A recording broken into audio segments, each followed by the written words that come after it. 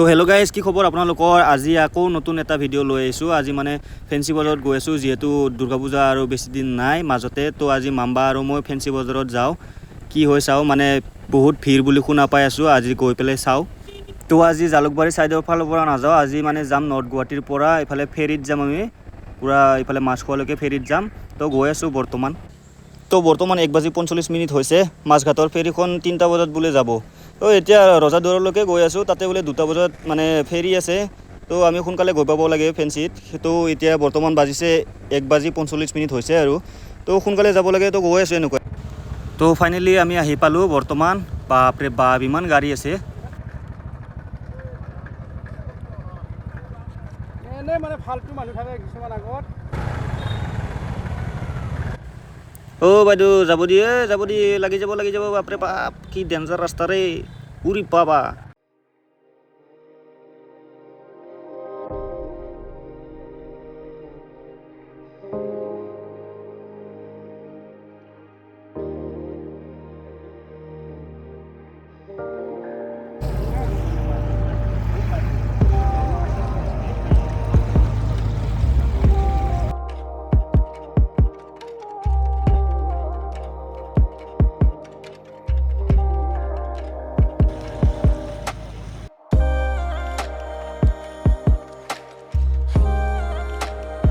আৰু এইটো পৃথিৱীৰ সকলোতকৈ সৰু দ্বীপ উমানন্দ।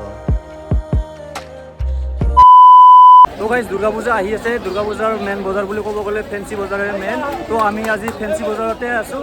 এইফালে আছে মাম্বা আৰু মই চাওঁ কি পায় ফেঞ্চি বজাৰ চাওঁ আজি। তো ইয়াতে আহি পেলাই দেখা পাইছোঁ কি মানুহ বহুত ভিৰ গাইজ। আৰু ইয়াতে মানে সৰু সৰু যদি বাচ্ছা আছে, তো তেনেহ'লে সিহঁতক ঘৰত থৈ অহাই ভাল হ'ব, নহ'লে মানে প্ৰব্লেম হ'ব ইয়াতে। আমিও খোজকাঢ়িবৰ কাৰণে প্ৰব্লেম পাই আছোঁ।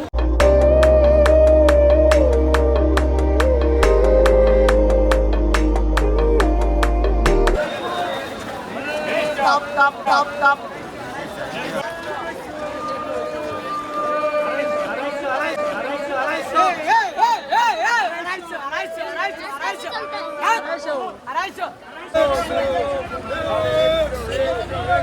তো গাইজ চাওঁ, ইয়াতে পুৰা কাপোৰ ওলাই আছে 100 বোলে, 100 তাকে চাই আছে। কিন্তু মোৰ মানে চাইজৰ নাই ইয়াতে। যদি আহি থাকিলে 100 টকা ধৰিলে ল'লোঁ হয়। তো বোলো আগত যাওঁ আৰু চাই লওঁ। লগতে যে গাইজ কৈ আছিলোঁ, মানুহবিলাক কিমান ভিৰ হৈ আছে চাব পাৰে। মোৰ পিছফালেও মানুহ বহুত আছে আৰু আগৰফালেও চাওক গাইজ, পূৰা মানুহ ইয়াতে হৰলে আৰু চেছ আৰু পূৰা। ইয়াতে মেপো কাম কৰা নাই গাইজ। যদি মোৰ মাম্পা হৰাই গৈছিলোঁ, মাম্পাক মই বিচাৰোঁতে মেপে কাম কৰা নাই। এইটো মাম্পা আছে লগত, এতিয়া মোৰ পিছে আহি থাকিব দিছোঁ আৰু যাবই পৰা নাই। আৰু কেমেৰা এংগলটো গাইজ ওপৰত উঠাব লগা হৈছে, কাৰণ মাজৰ মানে ৰাখিবই নোৱাৰি ষ্টেট কৰি পেলাই। সেইকাৰণে অলপ ওপৰত আছোঁ, অলপ চাওঁতে আপোনালোকে প্ৰব্লেম পাব পাৰে। তো এইফালে মাম্পা আছে। কেনে এক্সপিৰিয়েঞ্চ আজি? মেলা চলাৰ দৰে দেখিলে দোষ। অঁ বলক আগত চাওঁ কি পাওঁ।